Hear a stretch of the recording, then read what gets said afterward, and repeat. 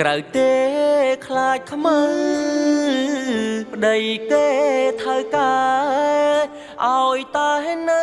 ផ្ទះលៀមម្សៅមិនឈប់តោះអូនឯងទៅណាដែរអូនទៅធ្វើការដែរហ្នឹងហើយទៅធ្វើការអីក្រៅអូនឯងឈឺអីសម្រាប់ផ្ទះមួយថ្ងៃទៅអូនមានអីណាអូនជិះតើបាញ់ឲ្យអូននៅបន្ទប់មិនមនុស្សធ្លាប់តែទៅធ្វើការនេះមិនអីទៅធ្វើការទៅឈឺពិបាកតោះសម្រាប់មួយថ្ងៃទៅបើអូនសម្រាប់ខាត់អស់40000មកហើយទៅអូនមិនអីទេអូនជិះតាសុខភាពគឺសំខាន់ណាស់ឥឡូវហ្នឹងណាហើយសំខាន់លុយវារកបានតាមក្រោយទេទៅសម្រាប់មួយថ្ងៃទៅអូនអត់អីទេអូនមានអីណាឃើញអត់អូនជិះនេះតោះបញ្ញាក្បាលរឹងណាតោះបាញ់ប្រកាសណាតែបិទទ្វារបញ្ញាទៅធ្វើការបន្តិចធំមក